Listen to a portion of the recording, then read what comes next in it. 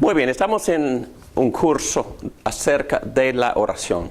Y este curso también se encuentra en la categoría de teología práctica o teología pastoral. Entonces, la diferencia entre este curso y los demás son a nivel más académico. Y este curso sobre la oración también es académico. Pero lo que quisiéramos hacer es poner en práctica estos conceptos en nuestras vidas cotidianas, en nuestras vidas privadas y también en la colectiva de hermanos cuando nos reunimos a orar.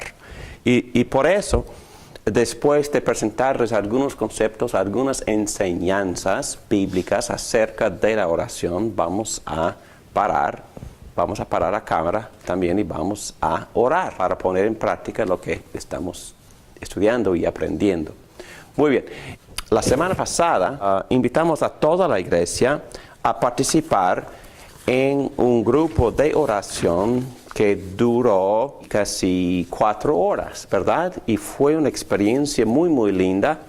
Y algunos de los hermanos ayunaron, pero todos nos agrupamos para orar y estudiamos varias clases o varias maneras o varios tipos que Dios mismo nos enseña en nuestra comunicación, en nuestra conversación íntima con Él. Y nada más voy a leer la lista para que ustedes entiendan que la conversación con Dios puede ser de varios tipos, con mucha diversidad, porque Dios también es diverso. Dios es todo para nosotros. Es amante, es salvador, es rey, es sacerdote, es profeta, es consejero, es amigo, es roca, es refugio, es protección, es nuestra santificación y nuestra justicia. Es todo para nosotros. Y por eso cuando estamos hablando con un rey, hablamos de cierta forma, ¿verdad? Cuando nos presentamos ante el presidente de un país, nos portamos y hablamos diferente. Si estamos hablando con nuestra pareja, también la conversación es íntima y diferente. Pero ¿sabes qué? Dios también nos permite y nos invita a conversar así con Él. Como amigo, como amante, como rey, como sacerdote. Perdónanos, ayúdanos, enséñanos. Como profeta, Él nos proclama y nosotros aprendemos. Entonces Dios es mucho y Dios es todo, y por eso Dios nos enseña muchas maneras de conversar con Él. Pero es más, Dios nos permite pasar por todas las emociones que cualquier ser humano tiene. Por ejemplo, cuando estamos deprimidos o frustrados o enojados o víctimas de injusticias. También Dios en los Salmos nos instruye a cómo orar en esas situaciones. Y no tenemos que pretender, no tenemos que siempre caminar con sonrisa, diciendo, gloria a Dios, cuando todo no es glorioso. Y los Salmos, por ejemplo, estudiamos Salmo 6, me gustan esos Salmos, Salmo 6, Salmos 13, y nos enseñan a decirle a Dios, ¿dónde has estado? Me has abandonado. Es que estás tratando de esconderte de mí. ¿Qué pasó? Entonces Dios nos enseña a hablarle así y también a pedirle respuesta cuando nosotros estemos frustrados. Salmo 42. El salmista está orando separado, aislado, deprimido, llorando. ¿Cuándo puedo ir a encontrarme con mi Dios? Entonces, hicimos la broma, ¿cuándo fue la última vez que tú te pusiste a llorar porque no pudiste ir a la iglesia? Pero el salmista sí, se puso a llorar porque estaba huyendo de sus enemigos y no pudo ir a la iglesia. Y dijo, bueno, yo siempre era la persona que guiaba a todos en el proceso de la adoración a Dios. Salmo 42, magnífico. Y Dios también nos aconseja a cómo animarnos, acordándonos de su fidelidad y de sus promesas para poder recuperar ánimo cuando estemos deprimidos o frustrados o abandonados o tristes o enojados. Y me gustan esos salmos porque son reales y nos instruyen a hablar con Dios en formas auténticas, formas conformes a nuestras situaciones cotidianas. No hay otra religión así como esta, no hay otra sabiduría como la que se encuentra en este libro que se llama la Biblia. Estudiamos estas clasificaciones: contemplación, ir al templo, como el salmista dice, nada más para contemplar la hermosura del Señor. Y tenemos que aprender a meditar en la belleza de Jesucristo y también tranquilizarnos en su presencia. Adoración, todo el mundo entiende que tenemos que alabarle. Número 3, confesión de pecado. Hay salmos completos que son puras confesiones, tales como 51, tal como 32. Y también salmos que se gozan en el perdón de Dios, tal como 103. Salmos que para mí son preciosos. Y cuando tengo dificultad en mis oraciones en privado, tratando de limpiar mi propia conciencia por una vergüenza que hice, es que me arrodillo y le leo Salmo 51. Le leo a Dios como si fuera mi confesión. Bellas oraciones, oraciones que nutren, oraciones que nos permiten recuperarnos de culpa, de tristezas, de desánimos. Y me encantan estas instrucciones en la palabra de Dios acerca de cómo orar. También estudiamos en esas sesiones tipos de oraciones, tal como darle gratitud. Por supuesto que sí. La Biblia dice que hay que darle las gracias constantemente, sin cesar.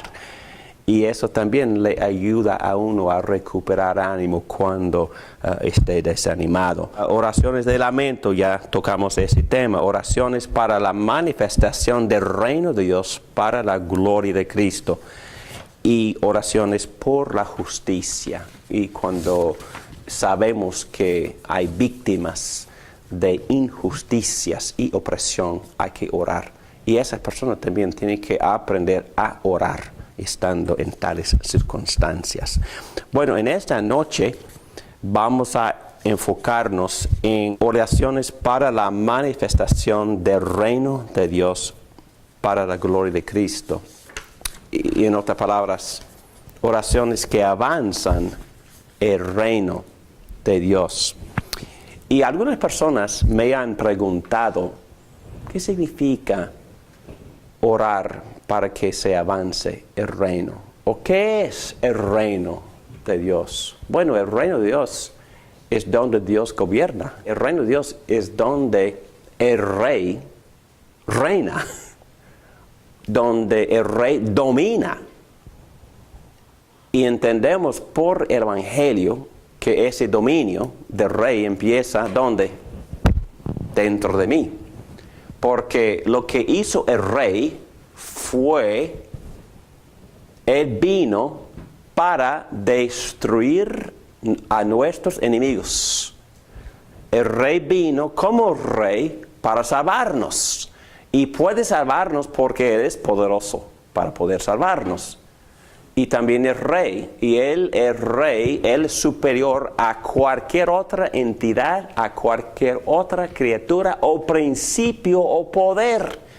Y vino para destruir a los 3 enemigos principales nuestros. ¿Cuáles son?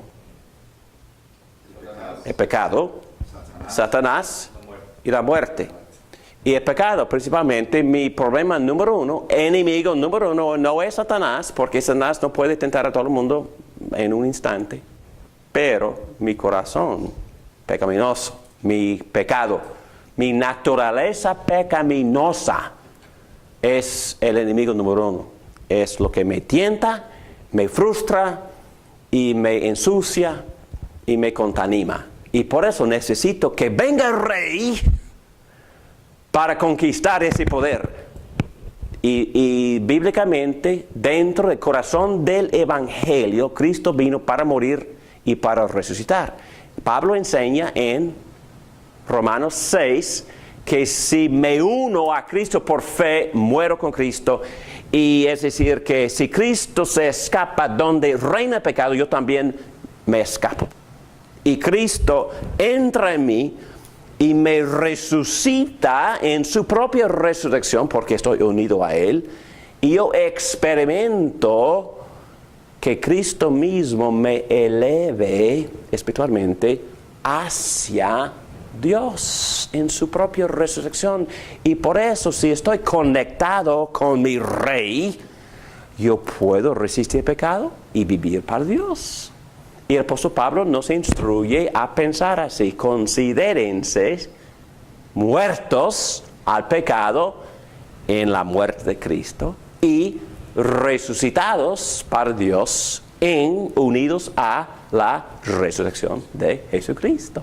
Entonces entendemos que el reino del Rey empieza dentro de mí. Entonces, si voy a orar oraciones del reino, voy a orar mucho por mí.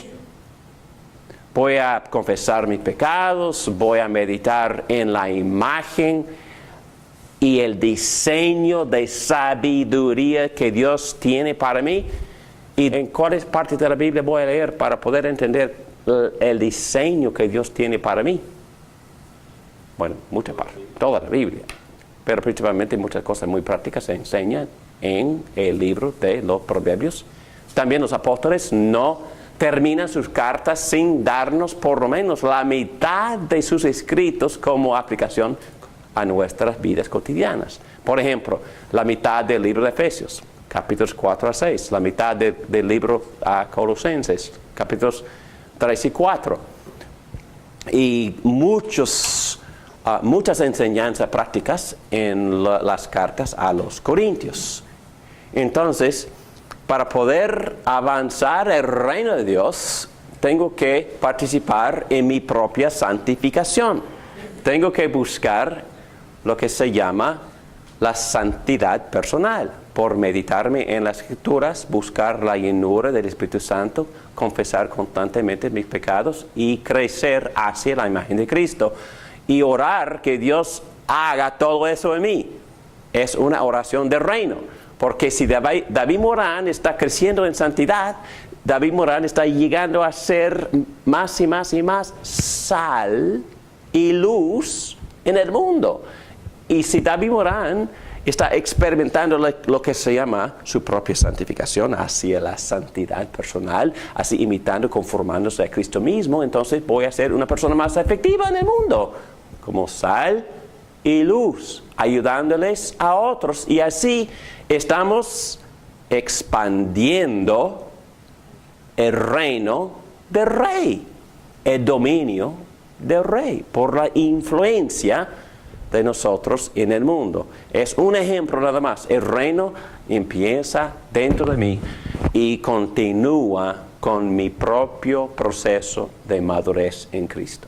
Y yo menciono que el rey David, por el fato que él duró tanto tiempo sin arrepentirse, él dijo que fue muy inefectivo en la evangelización de las otras personas. Exacto. Él dijo, ya no siento más el deseo de predicar, él dijo, vuélveme al mí el gozo de mi salvación para que entonces yo pueda llevar a los pecadores a sus caminos. Exactamente, Salmo 51, y vamos a estudiar esa parte esta misma noche, porque para mí es un gran ejemplo de exactamente lo que acabas de decir. Cuando una persona está viviendo pecado es totalmente inefectiva, y cuando la persona no quiere confesar su pecado está inútil en las manos del Rey. Pero cuando confesamos nuestros pecados y experimentamos el alivio y la experiencia de frescura que viene de la presencia de Dios, y cuando mi corazón empieza a cantar gozosamente por la presencia, por la limpieza, por la restauración de mi espíritu al Espíritu de Dios, entonces ese gozo es lo que me motiva, ¿verdad? ¿Para qué?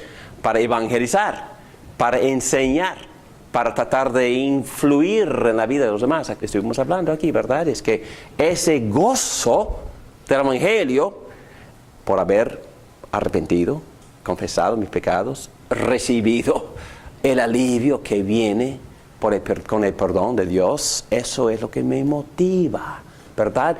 Gozosamente es la energía, ese combustible, ¿verdad? Para poder obrar, evangelizar y enseñarles a otros. Vamos a hablar en otras clases de otros aspectos de avanzar el reino. Por supuesto, no voy a tocar estos temas esta noche, pero por supuesto tenemos que unir la iglesia o experimentar unidad en la iglesia, madurez y santidad en la colectiva.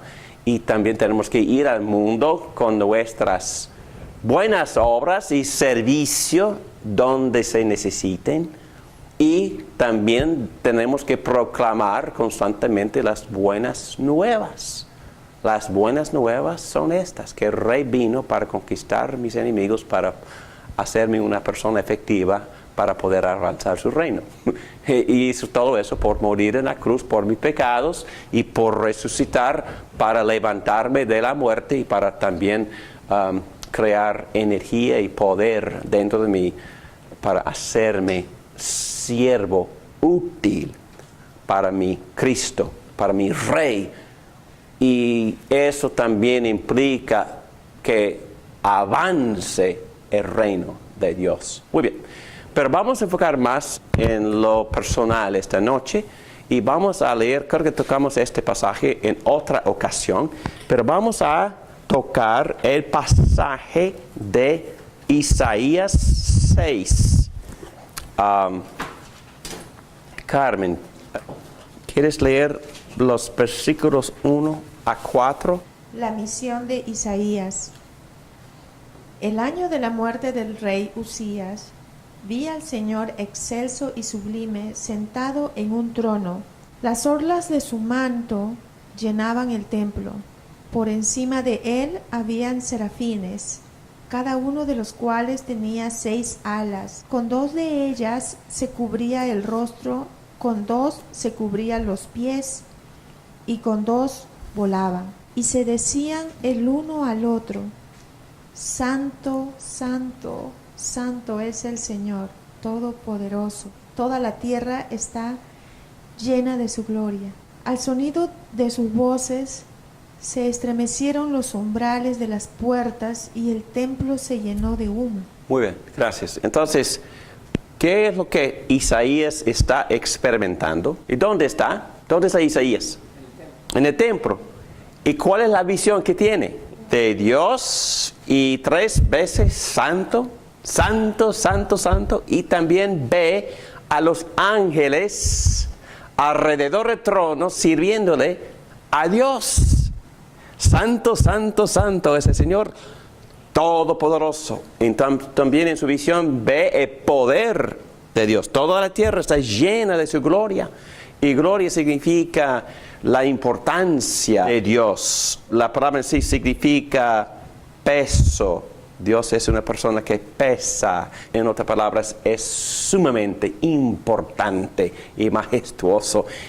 E Isaías ve, ¡wow! ¡Qué glorioso! ¡Qué majestuoso! ¡Santo, santo, santo! Tiene una visión del Dios verdadero. Vamos a ver qué siente. Versículo 5. Entonces grité: ¡ay de mí! Estoy perdido.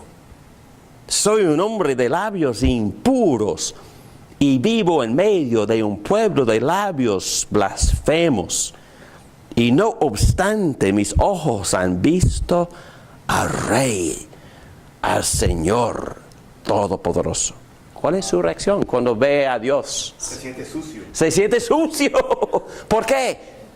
Porque está en la presencia de Dios Santo. Dios Santo. Está en la presencia de santidad, de pureza, de justicia, de perfección. Entonces, eso es natural. Es natural porque no importa qué tan bueno que nosotros nos sentamos que seamos. Y es un mito porque no somos justos. Pero pretendemos ser buenos. Pero cuando nosotros nos ponemos en contacto con el Santísimo, todo engaño se desaparece. Adán y Eva trataron de esconderse. Y nosotros también todavía estamos tratando de escondernos. Bueno, no quiero meterme en la psicología, pero aún el vocabulario que usamos es para ayudarnos a justificar todos los pecados que hacemos. Y exacto, y tratamos de definir y también de pretender que los actos perversos son buenos y son nada más estilos alternativos, ¿sabes? Sí, nos mentimos. ¿Por qué? Porque nos sentimos sucios, por eso. Y estamos tratando de escaparnos de la luz brillante del Santísimo. Ok, pero ¿cuál es el remedio? Él siente que sus labios son impuros y la gente a su alrededor también es gente perversa. Pero dice, en ese momento voló hacia mí uno de los serafines. Traía a la mano una brasa que con unas tenazas había tomado del altar. ¿Qué hacían en los altares? Sacrificios, ofrendas, sacrificios. Okay. Y todo eso fue una profecía a Cristo, a sacrificio de Cristo.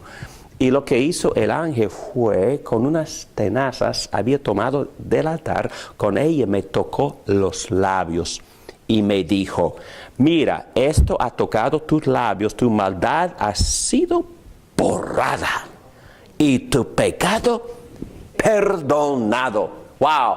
Entonces lo que tenemos que hacer es aplicar el sacrificio del altar a nuestros labios y a nuestro corazón. Y por supuesto que sí, ese sacrificio es el Cordero de Dios que quita el pecado del mundo. Es Jesucristo colgado de la cruz, tomando y llevando nuestro pecado para que Dios mismo puede tocar nuestros labios y purificarlos, para que Dios puede borrar nuestros pecados y perdonarnos. Wow. Entonces, Cristo muriendo en la cruz es la solución. Y si me arrepiento y si permito que Dios me toque con esa brasa del altar, me limpia, me sana, me perdona y me da buena conciencia. Y me permite, ¿qué me permite? Entonces oí la voz del Señor, entonces yo experimenté la convicción de mi pecado y también el arrepentimiento de mi pecado y también la limpieza y purificación con una brasa encendida, versículos 6 y 7, y luego, ¿cuál es mi motivación? Entonces oí la voz del Señor que decía, ¿a quién enviaré? ¿Quién irá por nosotros? No tuve que pensar. Instantáneamente respondí, aquí estoy, envíame a mí. Wow. Entonces, ¿cuál fue la reacción de Isaías? La misma reacción de David cuando confesó su pecado y experimentó de nuevo la paz y gozo del Señor. ¿Qué hizo? Empezó a enseñarles a los transgresores. Isaías ahora, ¿por qué queda tan motivado? Porque fue perdonado. Fue perdonado. Confesó. Nunca en mi vida he experimentado este tipo de gracia sin sentir esta motivación. ¿Me entienden? Es que lo que nos empuja a avanzar el reino es la experiencia del reino por dentro. Si no hay experiencia del reino por dentro, no quiero compartir. No hay ninguna motivación para compartir nuestra fe con otros. Y por eso nos enseñaron, eso es muy importante, que antes de tratar de evangelizar, hay que pasar tiempo confesando tratando de capturar una visión de Dios Santísimo para que el corazón empiece a reverenciarse y temer, apropiadamente hablando, y sentirse gozoso, con energía, muy motivado. Este gozo tiene que escapar, es centrifugal este gozo. Entonces, quiere siempre tocar más áreas, más esferas. Isaías experimentó todo esto, pero hay más, porque nada es fácil. Dios le dice: ve y dile a este pueblo, oigan bien, pero no entiendan. Miren bien, pero no perciban. Haz insensible el corazón de este pueblo, embota sus oídos y cierra sus ojos, no sea que vea con sus ojos, oiga con sus oídos y entienda con su corazón y se convierta y sea sanado. Entonces, ok, muy bien, Isaías, pero no te van a escuchar. Pero no es nuestra experiencia. ¿Ha sido nuestra experiencia? Sí. Claro que sí. Entonces dejamos de testificar, ¿verdad?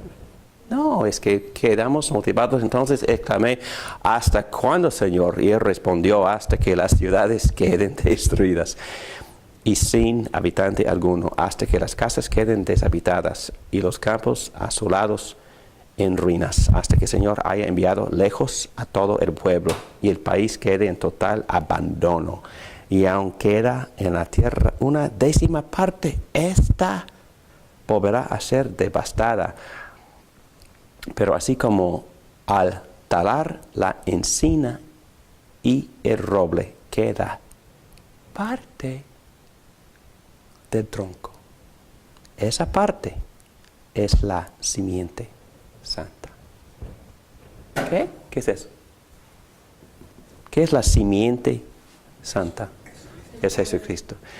Entonces la Biblia avanza progresivamente, revelando más y más la gloria de Dios y el plan de salvación, pero aun cuando se consuma este plan, poco a poco todos abandonan el plan y el camino, abandonan a Cristo mismo hasta que quede solo la simiente. Pedro se fue, Judas se fue, los apóstoles se escondieron y Jesús quedó solo, pero esa simiente fue suficiente. Y Cristo murió en la cruz y resucitó, y todo el mundo recobró ánimo y envió al Espíritu Santo y empezaron de nuevo a avanzar el reino en todas partes del mundo. Hay que entender que tenemos que obedecer la comisión. Sabemos que es difícil recoger la cosecha, pero siempre quedará un remanente fiel.